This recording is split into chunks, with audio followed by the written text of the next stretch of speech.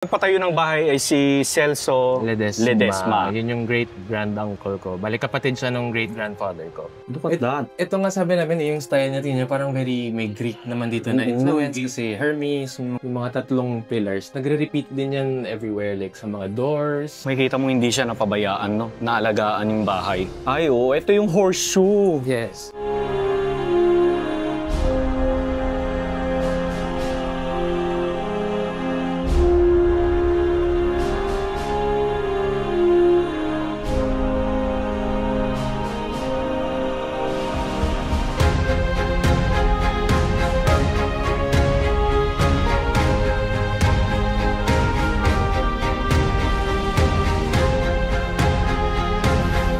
Okay, so nagbabalik na naman tayo dito sa Iloilo mga ka-YouTubero. Ngayon ay July 10, 2025.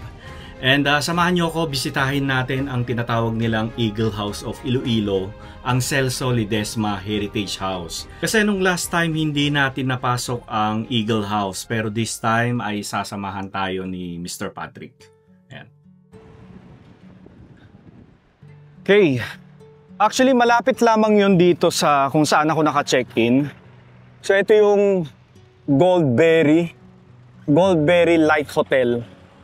Tapos ito na yung, yan na yun, no? Nasa harapan natin ang Eagle House. Nung last time na galing tayo dito, hindi pa ganito yung pintura niya. No, ngayon may pagka lime color na siya, no? Grabe, ang laki talaga ng improvement ng bahay, ano? Hello. And one of the owner ng bahay. Hi, Sir Patrick. Hello. Nice to meet you po. Salamat po, sir. Ayan, si Sir Patrick. Ayan, kasama rin natin si Sir Pau.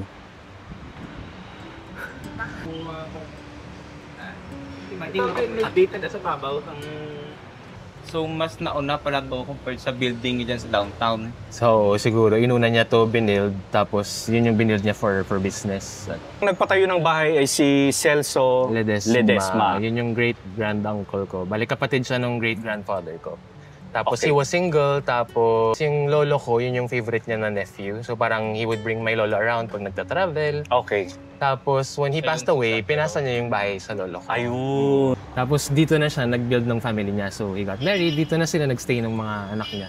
So my mother, dito na rin lumaki kasama. And isa kayo sa mga apo. Apo ni Zafiro. Oo. Actually, Zafiro din pangalan ko. Pero Ganun pa sinunod. apat ko na pangalan. Tapos sir, ba't siya may eagle? Actually, hindi namin alam yung ano niyan, yung history. Pero they say sa mga Ledesma houses, may eagles daw talaga. Oo. Yung ano lang namin, yung feeling namin. Kasi during the American colonial period ata siya. So it could be na ano din sa Amerika o yung gano'n. Power, status symbol. Oo. Yeah. Tsaka ano din siya parang collector si Celso Ledesma. Pakita natin si Sir saglit. Collector siya. So parang collector siya. Yung tawag nga nila sa bahay is usually sabi nila Beaux-Arts siya, di ba? Oo nga, Beaux-Arts, yes. Pero Beaux-Arts hindi siya architecture. Beaux-Arts. Ang sabi na sa libro ni Gina McAdam, yung latest na ni-release, yung Houses that Sugar Built. Opo. Yung tawag nila dito sa bahay, mannerist. Meaning naman ng mannerist, parang wala siyang sinusunod. Parang pinaglaruan nila, ganun. Parang hindi siya conventional na bahay kasi parang nag-add sila ng mga details from other architectural styles. Tapos in-apply nila sa bahay. Oo. So lahat itong nakikita namin na ito, sir, original ito since nung itinayo. Yung paint lang din, kaya din siguro nag-wonder kayo about the color. Nag-try din kami to scratch test, parang tinanggalan namin ng paint just to see kung anong original niya ng color. Tapos with the guidance of the National Museum din naman, ito yung lumabas. So parang medyo butter yellow type. Tapos ang marker ninyo, sir, recently lang din nung May. Yes, so we applied for sa diba? May National marker na Historical sila. Commission. Yes. Declared na important cultural property. Pasok tayo, sir. Yeah, go ahead. Wow. Look at the tiles. So original, machuka. Yes. Sa blueprint, nakita namin the whole of the ground floor was empty. So siguro paradahan lang din talaga siya ng mga karosa. Itong pinaka... open lang siya. Pero as nag-build, since nag-stay dito yung lolo ko, ginawa ng mga rooms, yung iba, dito sila nag-stay din. Some of the rooms hindi lang namin ina-open kasi yung bahay tinitirhan pa rin talaga ng family. So some of the rooms ginagamit talaga. And of course, may ano pa sila, grandfather's clock. Gumagana pa ba yan, sir? Hindi na. Hindi namin na ano lately. Pero I think this was made here din. Hindi ko lang na ano yung story nitong makers nung watch. Opo. Pero sabi ng kuya ko, parang lumang ano din sila clock maker dito sa Iloilo. Bastonero, yes. Tama. Ang galing na ito. Look at that. Ito nga sabi namin, yung style natin niya parang very may Greek naman dito na influence kasi Hermes, mga ganun. So probably kinukuha yan ni Lolo Celso from his travels na mga inspiration, I guess. Around Europe, tapos pinapa-apply niya dito.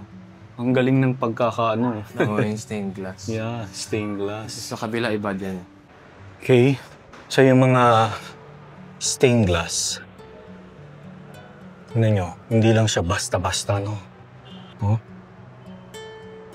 Kaya kapag nakasara yung pinto, tapos maliwanag yung labas, kitang-kita mo yung design ng mga stained glass nila, no?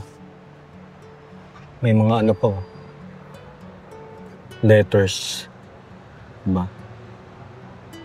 Andiyan na talaga yan. Nandiyan na rin sa yung bakal na yan. So siguro kasi since for a time naging mayor din yung lolo ko, baka inopen niya yung area nito sa baba for public, tapos living area na nila sa taas, baka they would close the gate. Ba't tayong tsinelas, sir? So some of these mga collection din ng tito ko, may mga bottles. Oh, this.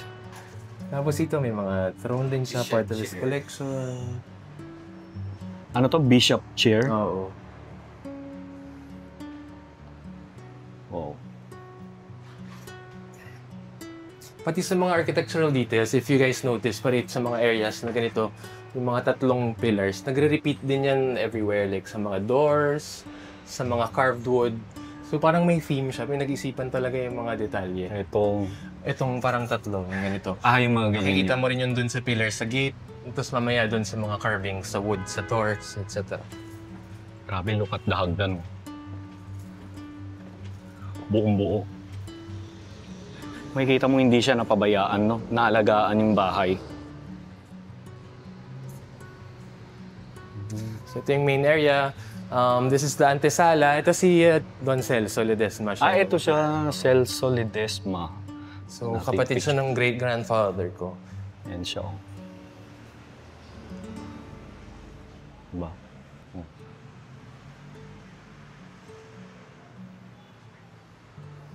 Some of the mga paintings like these ones, yung blue, medyo recent edition na yan ng tito ko. I think that was around the 90s.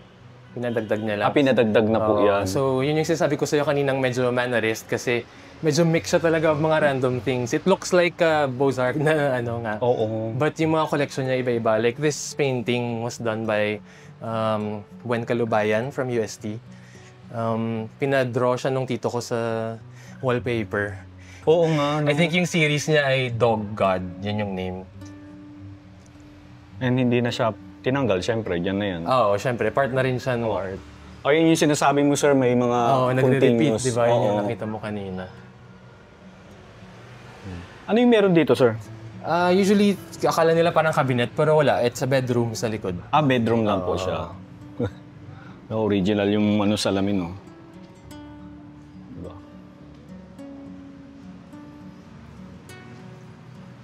Some of the bedrooms, hindi ko lang ma-open kasi as I mentioned earlier, may mga Okay lang po, sir. nakatira talaga. Oo. So may May mga nakatira pa rin sala. dito sa bahay. Kaya naman pala naaalagaan pa rin, ano? Baka mas maganda yung shot pag naka-on yung ilaw. Ito po mga gamit ba to ng lolo mo, sir? O ni Celso na? Collection na rin, oo. Depende na lolo ko, lolo Celso, parang combination of Mga anong tawag dyan? pipe. Oo. Yeah. Yung furniture original na puyat collection din. Ito po. Lahat. lahat. Pati yung mga chairs and all that. Oh, I think puyat. nahanap namin yung receipt. It's all for just mga 3,000 pesos ata.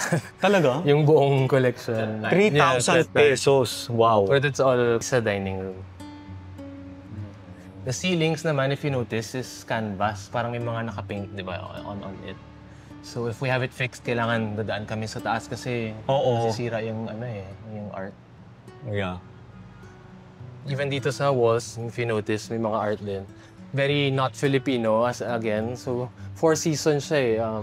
Winter, spring, summer, and fall.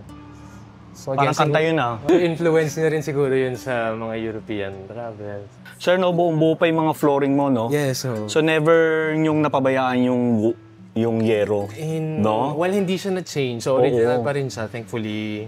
Pero, dahan-dahan na rin ngayon nagkakaproblema. Kasi walang wala kang makikitang marks na natuluan ng tubig or whatever. Di ba? Yep. Eto sir, ano po dito? Parang may... Ito bedroom ng isang tito ko. So, okay tayo po. makapasok. Dito, isang bedroom din. Bedroom Pwede isang... dyan? Yes, pwede. No, pwede daw. Makita natin yung one of the bedroom. Ito bedroom ng isang tita ko. Ng tita nyo po? Oo. Pinaayos nila yung room, medyo recent na. Skin rape yung paint from the ceiling. Tapos pag scrape nila, may may mural underneath. Di ba namin alam yung history nito? Oo. Pero based on the people we talked to, parang sabi nila it looks Grecian kasi medyo voluptuous yung babae. Oo. Medyo flowy yung damit niya. Tapos may hawak siyang star, pero hindi namin alam sino siya. Ano. Oo nga. So kapag in-strip nyo pa lahat yan, pwedeng may mga ano pa. Oo, yung buong ceiling. Ang galing. Sayang no, tinakpan nila. Oo. Pero at least na-i-reveal. No? Oo eh. So naging room to ng isang tita ko. It connects to the main bedroom. Medyo di rin tayo makapasok. Okay lang po, sir. But may mga secret, din siya, may mga secret windows na leads out to the sala. So let's say, may bisita siya. Sisilip siya dyan kung type niya yung suitor niya or what. Oo. Lalabas ba siya? Lalabas ba siya o hindi? Ay, ayoko yan. Hindi na ako lalabas. Exactly. Ito part din ng, I think, puyat na furniture. That's why parang sukat siya dun sa wall. So, parang very... Oo, sinadya. Pati yung cabinet, sadya talaga. Yeah. Those are original talaga, no? Hindi siya welding o welded. Diba? Pinag-ano lang siya. Pinagdikit-dikit lang.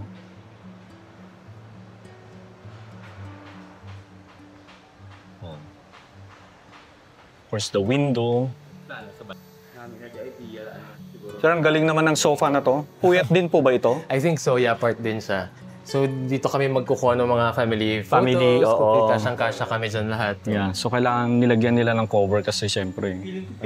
Gold pala siya before. So, oh. Feeling ko pina-customize to. Pinasadya sa ganun. For sure, oh. Galing Pati ganda, yung no? dining.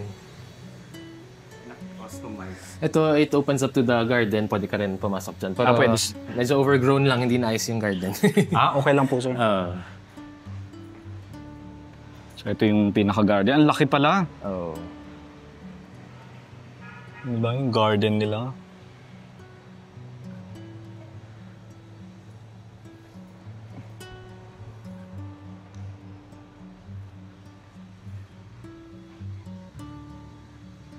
Tapos dito tayo sa dining room. O dining room na tayo. Ito pala yung lolo ko, si Zafiro, if you haven't to know. Siya yung naging yan po mayor siya. ng Iloilo. Siya yung father ng mother ko. So, bali nephew siya ni Celso Ledesma. Celso Ledesma. Buti sir, may picture kayo. Actually, may nahanap ako sa baba na isang box na mga album na luma. Puro sa kanya? Puro sa kay Lolo Celso level. Ah, really? So, ang galing nga, skinan ko sila isa-isa kasi sayang naman, di ba? Ma-digitize natin. Ito silang dalawa, si Zafiro at si Celso Ledesma. Ah, ito sila. Ito si Celso, ito yung lolo ko, si Zafiro. Oo. Yung kapatid ni Celso, yung great-grandfather ko talaga, ito si Lola Juan, tapos ito yung lola namin, si Lola Puri. So kapatid niya si Celso. Yung bahay nila talaga na original, yung The Castle Hotel. Yun. Yung sa harap ng Hall of Justice. Sa hotel mo. Yung may red doors. Ah, yun ang kanila. Yun talaga yung bahay nila. Ah, okay. Pero naibenta nila. Yung chateau? So yun yung bahay nila. Iba naman sa dito, di ba? Have you seen sa loob nun? Iba Kaya pala Ledesma din. Oo. Yung saan? Okay. Pero Kasi nagaliw na ito Celso Villalobos Ledesma. Oo. Yung doon, Juan. Villalobos Ledesma, yeah. Yes. So ito naman yung grandmother ko, si Hilda Laguda Ledesma. Ay, may mansion din yan sila dito. Kapatid din nila ni Celso tsaka ni Juan, si Julio Ledesma. Yun naman yung sa line ni na Jules Ledesma from Bacolod. Doon sa Bacolod, kakilala si Patrick. Ay, oo, sir, si Francis? Sumating ko? Swatenko. Yes, so... Chuhin niyo po? Yes, yung Ay. asawa niya, tita ko, anak niya. Ayun, kasi na-meet ko si Mr. Kapatid niya. Remy. Yes, may Remy old house din Swatenko. sila. Sabi niya, kapatid ko yung ano doon, si Francisco, one of the owner doon. Pulupandan ba yun? Yes, Pulupandan. Doon talaga sila. Dito tayo sa dining room. Pero before we, dito yung family, namin, pictures. Ang mga photos, di ba? Sa mga kapatid ng mother ko. Si Tito Celso, ano siya? Junior, ganon? Parang hindi na junior kasi lolo niya eh. Ito si Zafiro tsaka si Hilda, yung my grandparents. Former mayor of Iloilo City. Oo. Yung isang anak nila, yung youngest brother ng mother ko, sikat din na bass player dati, si Don D. Ledesma. Parang progressive rock, sikat naman siya sa Ito po siya? Yes, so, but nag-pass away na rin siya. Dondi. Yes. Dondi Ledesma. So itong mga photo dito, sir, dito to sa bahay, no?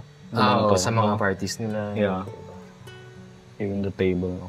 Haba. Tapos dito yung So, ito yung dining room. Iconic na dining table. Ay, ito yung horseshoe. Yes. So ano din to? Puyat din po ba ito, sir? Siguro, hindi ko nakita sa nila, sa catalog, pero probably. Pero yung chairs kasama na yun sa puyat na collection. Wow. Ito, nakita ko lang to sa Houses That Sugar Book. So ito medyo unique.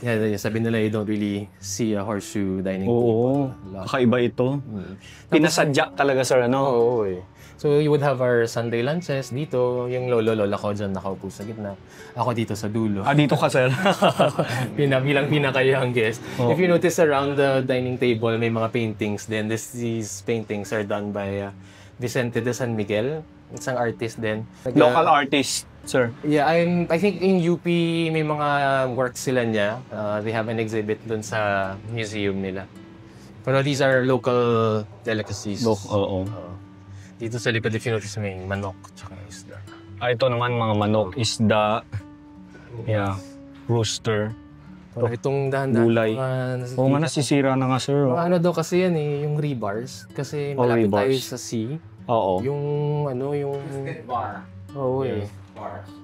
Nagpo-push out. Sinistira niya yung concrete. Pati yung mga stained glass dito medyo nakakaiba din. If you notice. Iba rin. Look at the stained glass. May pahawak.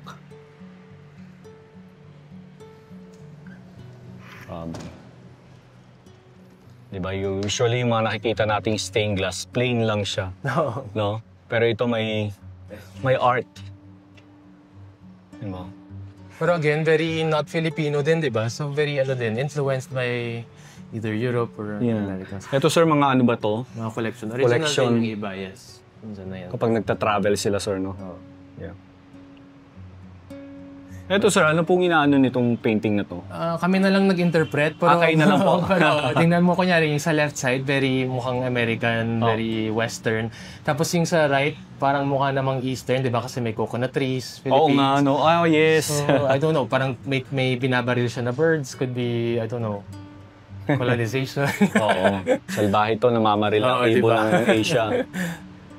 Pero sa right side naman, Filipino naman dun yung... Yes. Oo. May puno ng saging, bahay kubo, may langka, mais, no? Ganda na ito. Yung table, naka-built in. Oo eh. Tsaka dati nag-on pa tong fountain sa gitna. Hindi ko na siya naabutan do. May fountain. Oo, may ilaw tsaka may tubig. Sir, sino po sila, sir? Ito si Zafiro tsaka si Hilda, my grandparents. Ito naman sila si Paz, Lola Paz, yung lola naman nung mother nung lola ko. Siya yung Lopez na may old house doon na nasira din.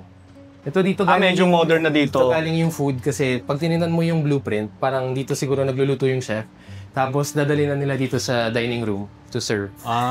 Okay. May Parang chef sila, access. syempre. After mo kumain. Hugas ka dito. O hugas ka ng kamay. Dito, yung kitchen. Functional pa. Yes, it works. Functional pa? Titignan natin, sir. Ito yung circuit breaker, pero yung mga fuse niya, original yun. Pero hindi na siya ngayon, sir. Hindi, ganyan. Siya talaga yung ginagamit. So, we need to update it also. Oo, you need to update it. Yeah. May fire hydrant. Yung wiring sa taas for sure. Fire hydrant. May fire hydrant pa. And siyempre yung sahig sir, original yan, no? Oh. Dito, medyo madumi, so baka hindi maganda sa vlog mo. Pero Ano ba ito, sir? dati sa blueprint, nakasulat bedroom ng mga helpers. Pero ano, ginawa siyang parang library. Okay naman, sir, ah. Well, hindi siya the best. Sino yung mga nasa photo, sir? Ito, pamilya ng lola ko, mga kapatid niya yan. So ito yung pinakaharap po, yung balcony. Kasi, for example, Nakikita natin. After Oo. pumunta ng Economic Museum. Museum, Pero minove na nila dun sa kabila. So Guimaras Island na pala yan. So dati daw may sakayan dito ng papunta ng Guimaras. No?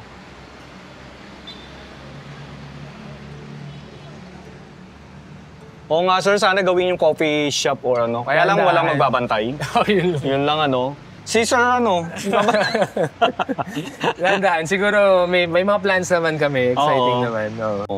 Ayun, maraming salamat po Sir Patrick ah. Thank you And I hope to see you again. After Sure, 1 year, oo. no? Oo, baka may mga bagong Oo nga, baka may developments bagong, naman next year. or baka lagyan nyo na siya ng coffee shop, sir, no? Yeah. So again, sir, Nice no, to meet itong bahay na ito is open po ba ito for public tours or... Private tours, yes. They can message us on Facebook or Instagram. Celso Ledesma House lang. kung gusto nilang mag-book online? Yes, they can Oh. message us there. Tapos we can schedule an open house. Wag naman agad-agad, sir, no? Yeah, so siguro mga 1-2 days before. Sige. Maraming salamat po, Sir Salamat, Patrick. Thank you po. So, nandito tayo sa sa likod ng Celso Ledesma Heritage House. Tingnan natin dito. Ang lawak pa ng nila, oh. Property pa nila yan, oh.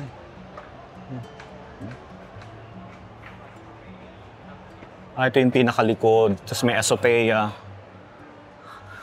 Usually dito yung mga laundry nila, naglalaba. Ito, bagong dagdag na lang daw to yung tangke. Hindi siya talaga part of the original. Of course, is new. Oo. Pero this, original ito, na-open lang. Yes. Tama. Astopeia. Tapos ito, mga little balconies from the main bedroom na hindi natin napasukan. Ayan po yun. This bedroom mo, main. Oo. Balconies. Diba? Ang napanungi ko, bakit pagpati ni Celso? Yung sa ganda sa street, no? Yung labo doon. Ito ba yung cage ng eagle? Pero, Wala na. namatay ba siya, Sen? Matay siya.